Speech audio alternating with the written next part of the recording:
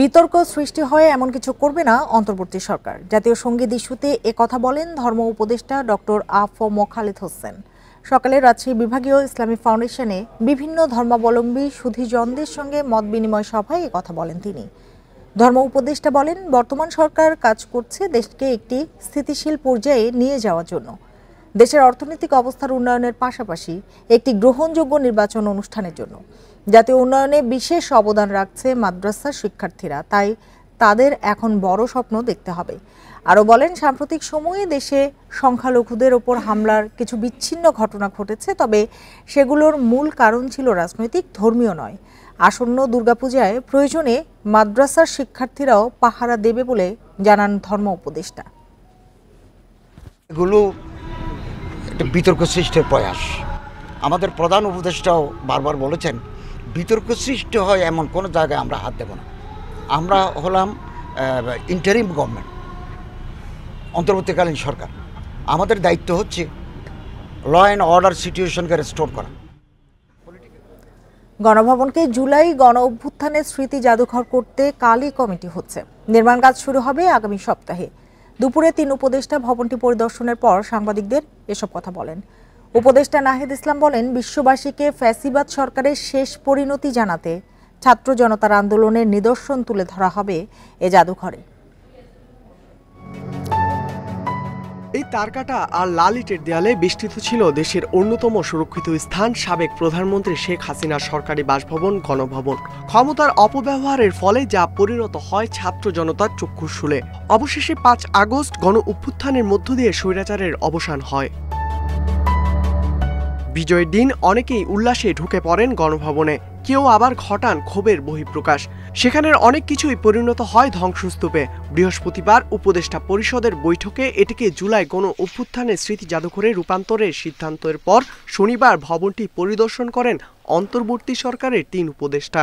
আগামী সপ্তাহের মধ্যে জাদুঘর নির্মাণ কাজ শুরুর আশ্বাস দেন তারা। কমিটি করার মাধ্যমে স্থাপত্য শিল্পী এবং আর্কিটেক্টদেরকে নিয়ে, যারা জাদুঘর বিশেষজ্ঞ আছেন, তাদেরকে নিয়ে একটি কমিটি করে দেওয়ার মাধ্যমে এটার কার্যক্রম শুরু হবে।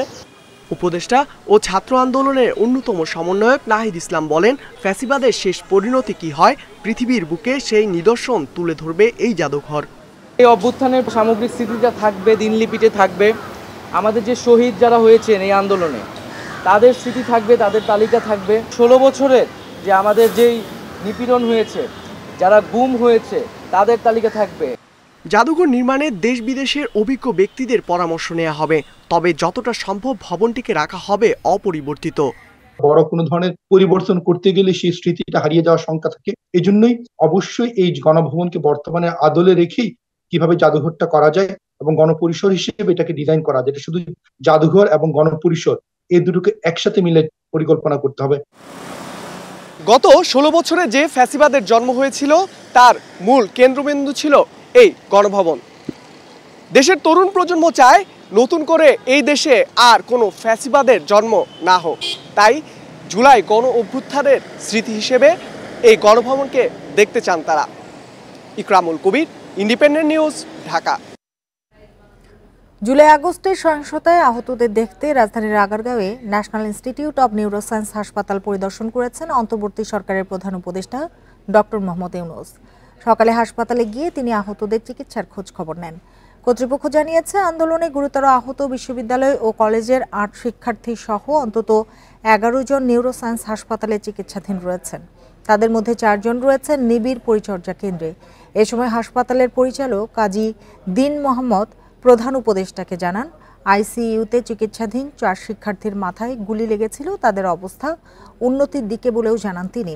এর আগে 8ই আগস্ট প্রধান উপদেষ্টা হিসেবে শপথ নিয়েই কোটা সংস্কার আন্দোলন ঘিরে সহিংসতায় আহতদের খোঁজ নিতে ঢাকা মেডিকেল কলেজ হাসপাতালে যান ডক্টর ইউনূস।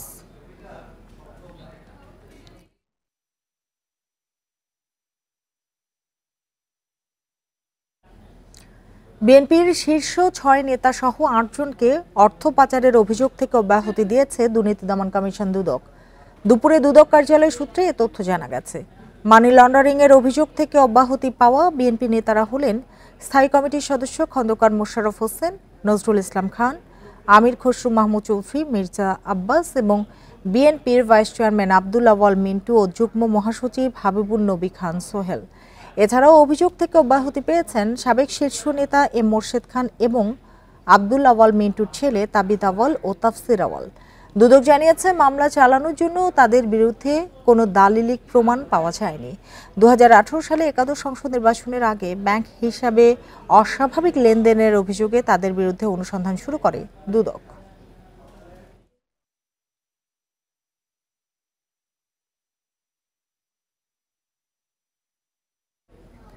গেল 15 বছর একের পর এক অনিয়মে ভঙ্গুর ব্যাংক ও আর্থিক খাত।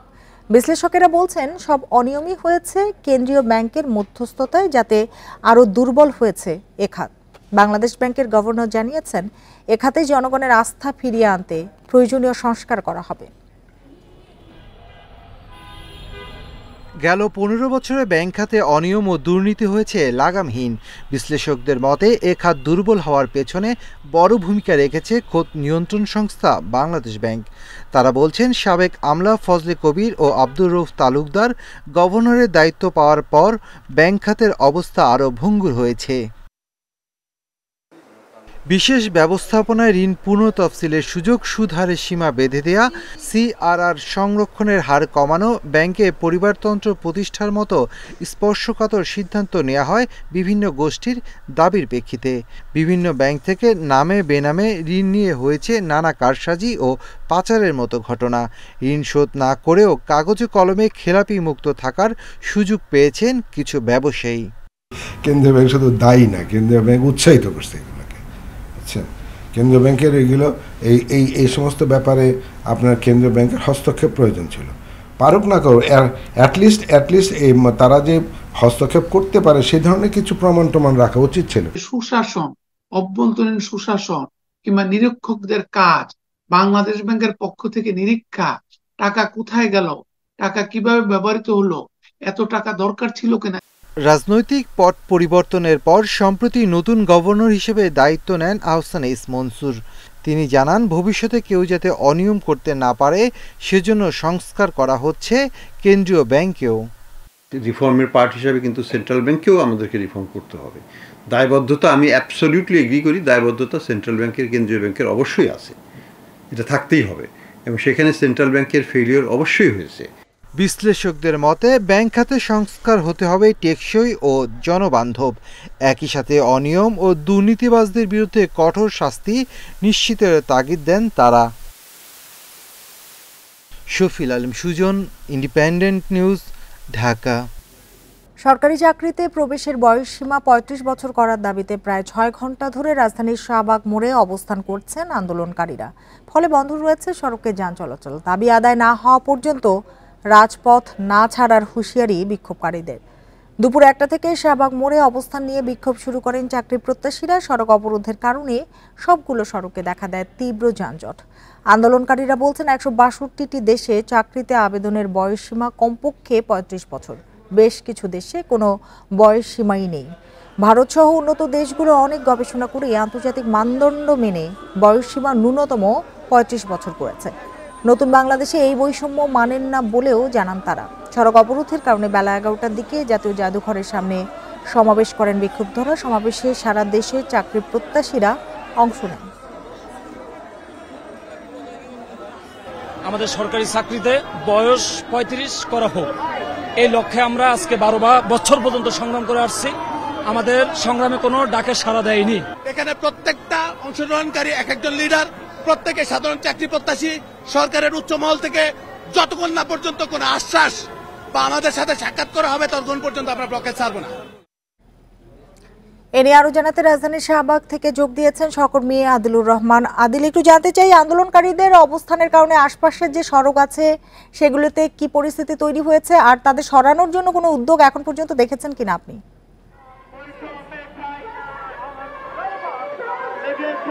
দেখুন, আপনি এর মধ্যে আসলে জেনেছেন যে বেলা 1টা থেকে মূলত এখানে যারা আন্দোলন করছেন তারা শাহবাগের যে রাস্তাটি, সেই রাস্তাটি আটকে তাদের যে দাবিগুলো, সেই দাবিগুলো আসলে তুলে ধরছেন। আপনাকে একটু জানিয়ে রাখি যে 1টা থেকে প্রথমে তাদের কর্মসূচি ছিল বিকেল 3টে পর্যন্ত।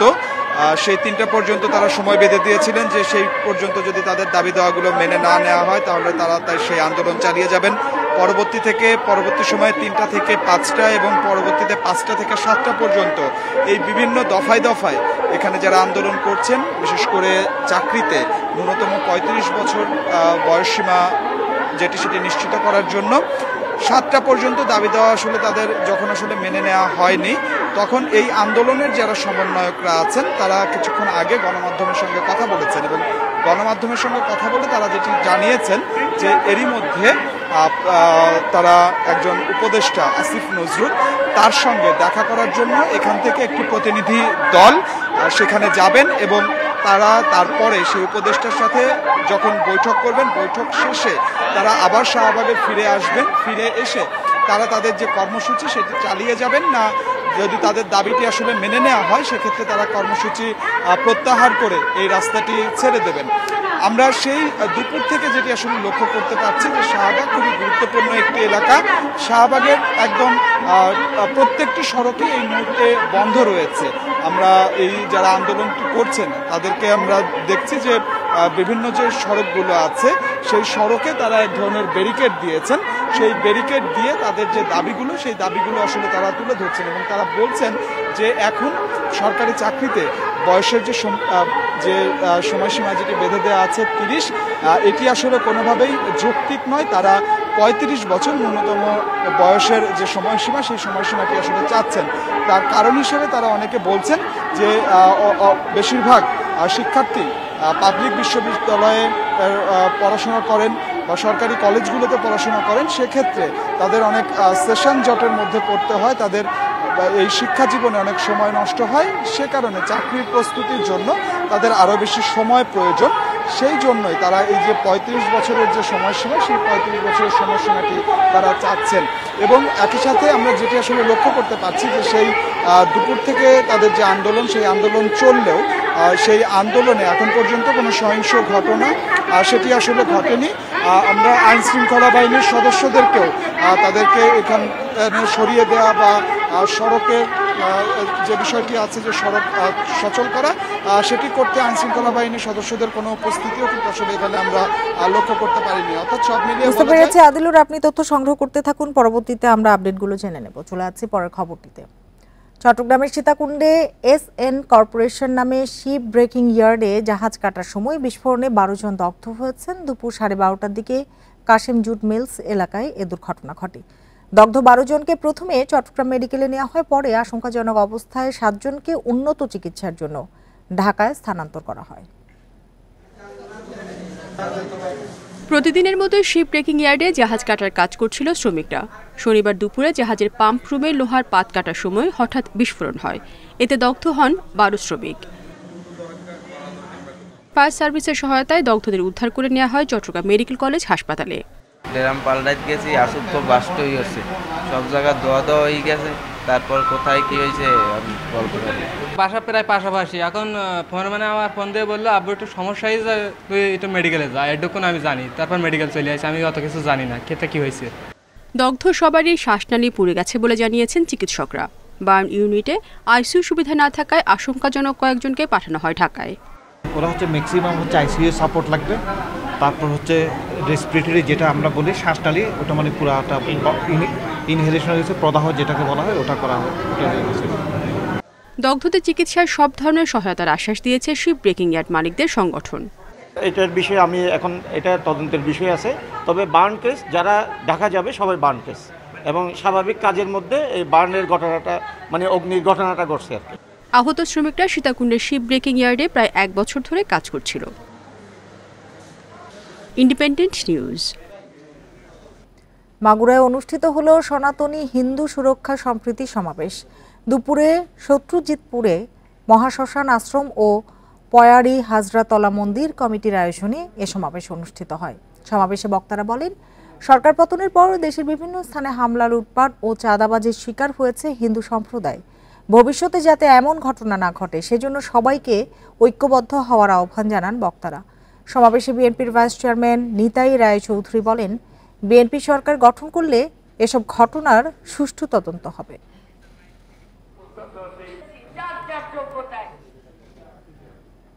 শ্রমিক অসন্তোষে এখনও বন্ধ রয়েছে কমপক্ষে 15টি ওষুধ শিল্প কারখানা।